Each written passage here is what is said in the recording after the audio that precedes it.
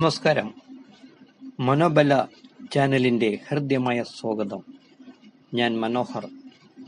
Thiruvananthapuram government medical കോളേജിലെ holistic ഡിപ്പാർട്ട്മെൻറ്റിൽ യോഗയുടെയും മൈൻഡ്ഫുൾനെസ്സിൻ്റെയും volunteer ആയിരുന്ന കാലത്ത് മൈൻഡ്ഫുള്ളായി ഭഗവത്ഗീത വായിക്കുവാൻ തുടങ്ങിയപ്പോൾ മനസ്സിലായി തുടങ്ങിയ ചില കാര്യങ്ങളെക്കുറിച്ചാണ് ഈ പ്രസൻറ്റേഷൻ.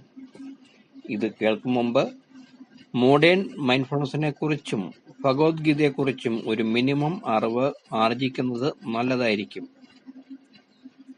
കുരുക്ഷേത്ര യുദ്ധം തുടങ്ങി 10-ാം ദിവസം അന്ധനായ ധൃതരാഷ്ട്രർക്ക് മന്ത്രി സഞ്ജയൻ നൽകുന്ന യുദ്ധ വിവരണങ്ങളാണ് അറിയപ്പെടുന്നതിൽ ആദ്യത്തെ പ്രസന്റേഷൻ എന്ന് കരുതുന്നത്. അക്കാലത്ത് ഇംഗ്ലീഷ് സ്ലൈഡുകൾക്ക് പകരം സംസ്കൃതത്തിലുള്ള സൂത്രങ്ങൾ ആയിരുന്നു ഉപയോഗിച്ചിരുന്നത്.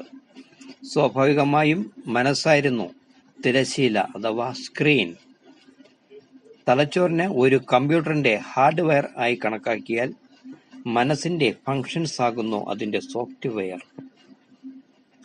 അന്ന് വിഷ്വൽ മീഡിയ ഇല്ലാത്തതിനാൽ ഓർമ്മശക്തിയും ചിന്താശക്തിയും ഭാവനയും പരമാവധി ഉപയോഗിക്കേണ്ടി വന്നിരുന്നു. സ്വാഭാവികമായും ഇമോഷണൽ സ്റ്റാമിനയും ഉത്തേജിതം ആയിട്ടുണ്ടാവണമല്ലോ. അതുകൊണ്ട് തന്നെ അന്നത്തെ പ്രസന്റേഷനെ ഒരു ബ്രെയിൻ പവർ പോയിന്റ് പ്രസന്റേഷൻ എന്ന് വിശേഷിപ്പിക്കാം. ഇന്നിപ്പോൾ ബ്രെയിനിൽ മൈൻഡ്ഫുൾനെസ്സിന്റെ ഇമ്പാക്റ്റ് എന്തുമാത്രം ഉണ്ടെന്നറിയാൻ ആധുനിക ന്യൂറോ ഗവേഷണങ്ങളിലൂടെ കഴിയുന്നുണ്ട്. അറ്റൻഷൻ വിത്ത് ഇന്റൻഷൻ എന്നത് മൈൻഡ്ഫുൾനെസ്സിൽ ഒഴിവാക്കാൻ പറ്റാത്ത ഒരു ഘടകമാണ്.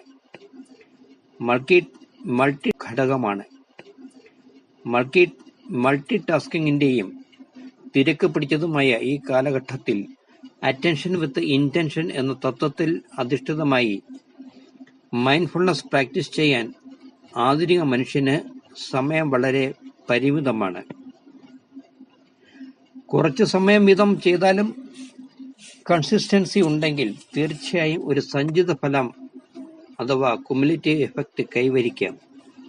ഈയൊരു കുമുലേറ്റീവ് എഫക്റ്റ് പോലും ഫങ്ഷണൽ MRI ഉൾപ്പെടുത്തിയുള്ള ന്യൂറോപ്ലാസ്റ്റിസിറ്റിയുടെ കൃത്യമായ പഠനത്തിലൂടെ മനസ്സിലാക്കാൻ കഴിയും. അങ്ങനെയിരിക്കെ സ്വാഭാവികമായും സാംസ്കാരികമായും തലമുറകളായി സ്പിരിച്വൽ മൈൻഡ്ഫുൾനെസ് ആയുഷ്കാലം സഹജമായി അനുഷ്ഠിച്ചിരുന്ന നൂറ്റാണ്ടുകൾക്ക് മുമ്പുള്ള യോഗികളുടെയും മുനികളുടെയും തലച്ചോറിന്റെ വികാസം ഒന്ന് ഊഹിച്ചു നോക്കിയാലും. ഭഗവത്ഗീതയിലെ 1-ാം അധ്യായത്തിന്റെ പേര് അർജുന വിഷാദ യോഗം എന്നാണ്. അന്ന് വിഷാദം യോഗത്തിനുള്ള ഒരു അവസരമായിരുന്നു. സുഖദുഃഖങ്ങളിൽ ഉള്ള സമത്വമാണല്ലോ യോഗം.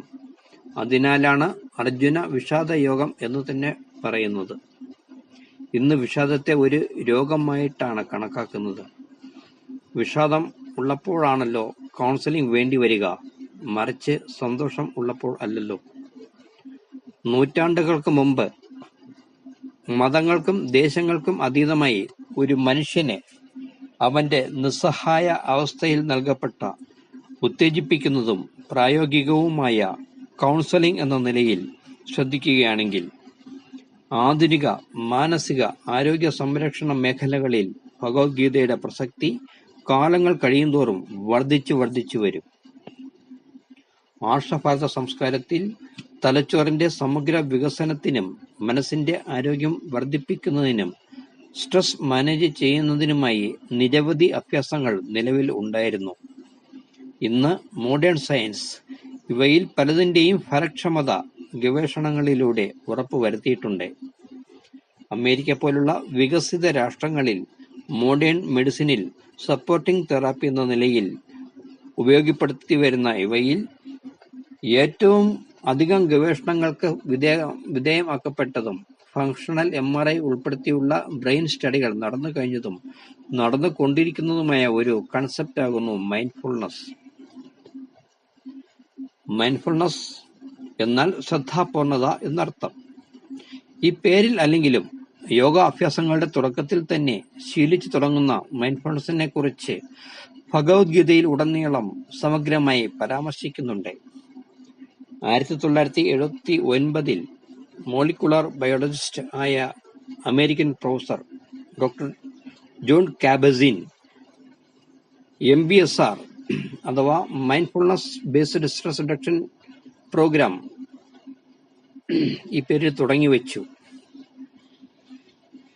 എന്റെ അറിവ് ശരിയാണെങ്കിൽ ഇന്ത്യയിൽ ആദ്യമായി ഗവൺമെന്റ് തലത്തിൽ തിരുവനന്തപുരം മെഡിക്കൽ കോളേജിലാണ് ഡോക്ടർ എസ് കൃഷ്ണന്റെ നേതൃത്വത്തിൽ മോഡേൺ മൈൻഡ്ഫുൾനെസ്സിനെ ആസ്പദമാക്കിയുള്ള ട്രെയിനിങ്ങുകൾ ലഭ്യമാക്കി തുടങ്ങിയത്. മൈൻഡ്ഫുൾനെസ്സിനെ കുറിച്ച് നിർവചിച്ചിരിക്കുന്നത് ഇങ്ങനെയാണ്: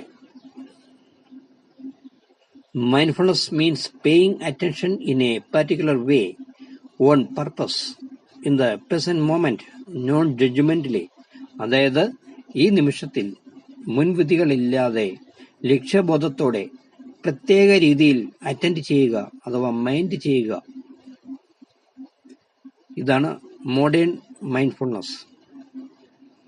ഇന്നത്തെ ജീവിതം നന്നായി ജീവിക്കുന്നതിനാണ് മൈൻഡ്ഫുൾനെസ്. എന്നാൽ ഇന്നത്തെയും നാളത്തെയും ജീവിതം നന്നായി ജീവിക്കുന്നതിനാണ് സ്പിരിച്വൽ മൈൻഡ്ഫുൾനെസ്. അതെ, ഇന്നത്തെയും നാളത്തെയും ജീവിതം. ശ്രീകൃഷ്ണ പരമാത്മാവിനാൽ ഉപദേശിക്കപ്പെട്ട ഗീതയിലെ മൈൻഡ്ഫുൾനെസ് ഇങ്ങനെ നിർവചിക്കാം: അനുനിമിഷം സ്വകർമ്മത്തിൽ ഫലേച്ഛ ഇല്ലാതെയുള്ള ശ്രദ്ധയാണ് ഗീതാ മൈൻഡ്ഫുൾനെസ് അഥവാ സ്പിരിച്വൽ മൈൻഡ്ഫുൾനെസ്. ഈ ശ്രദ്ധ തന്നെ സാത്വികം, രാജസം, താമസം എന്നിങ്ങനെ 3 വിധത്തിലുണ്ട് എന്നത് 17-ാം അധ്യായമായ ശ്രദ്ധാത്രയ വിഭാഗ യോഗത്തിൽ വിശദമായി പ്രതിപാദിക്കുന്നുണ്ട്. വ്യക്തിയുടെ സ്വഭാവത്തെയും സംസ്കാരത്തെയും ആശ്രയിച്ചു ശ്രദ്ധയെ ആശ്രയിച്ച് വ്യക്തിത്വവും ഉണ്ടാകുന്നു.